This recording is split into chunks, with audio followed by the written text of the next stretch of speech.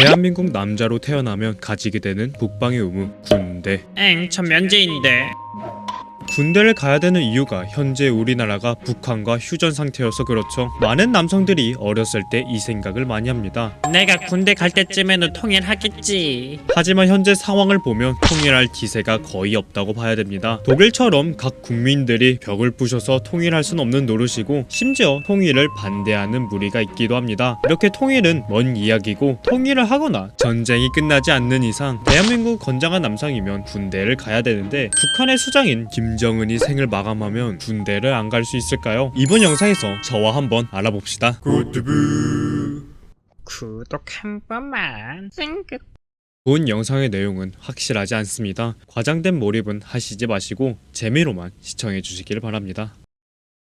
모든 생명체는 시간이 지나면 생을 마감하게 됩니다. 땅에서 태어나고 땅으로 돌아가는 게 자연의 섭리죠. 김정은도 그 섭리를 거스를 수 없이 언젠간 생을 마감하게 됩니다. 그러면 김정은이 죽으면 우리나라 남성들은 군대를 갈까요? 일단 먼저 김정은이 죽는다면 우리나라 군에서는 경계태세 강화 명령이 떨어집니다. 우리나라는 휴전 상태이지만 전쟁 국가이고 상대 국가의 수장이 죽으면 어떠한 상황이 생길지 모르기 때문에 경계태세를 높입니다. 실제로 작년 2020년 김정은이 식물인간이 됐다는 보도가 퍼졌을 때 우리나라 군에서는 경계태세를 높였습니다. 한마디로 적의 수장이 죽었다고 좋아하는 것보다 오히려 무슨 일이 벌어질지 모르기 때문에 더 경계를 해야 되는 것입니다. 경계태세가 높아지니 오히려 군 모집을 더 할 수도 있습니다. 그러면 김정은이 죽으면 통일할 가능성이 지금보다 높아질까요? 태영호 전 주영 북한공사 발언에 따르면 김정은이 죽으면 무조건 통일된다고 하는데요. 대체할 만한 확실한 이인자가 없기 때문이라고 합니다. 또 다른 의견으로 박한식 전문가의 발언에 따르면 김정은이 죽어도 북한은 붕괴되지 않는다고 합니다. 왜냐하면 북한은 김정은과 김정일의 나라가 아니라 김일성 주석의 나라이기 때문이라고 합니다. 그는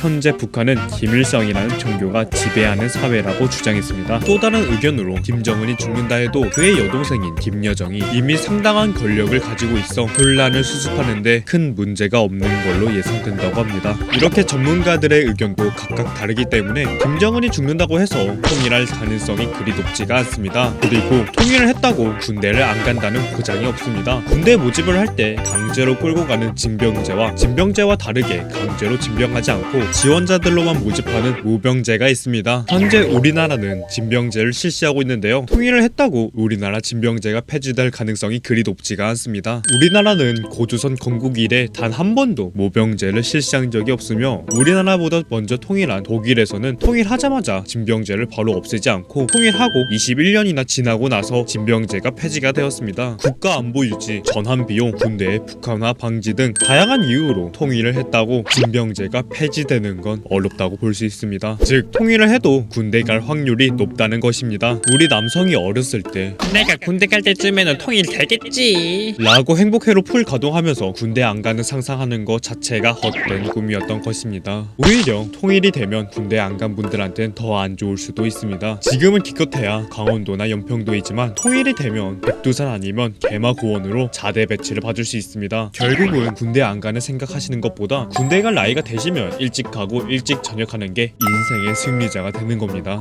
공익 남면제가 승리자 아님? 이번 영상은 여기까지입니다. 시청해주셔서 감사합니다. 찡긋. me now, now, oh, me, na, na, oh.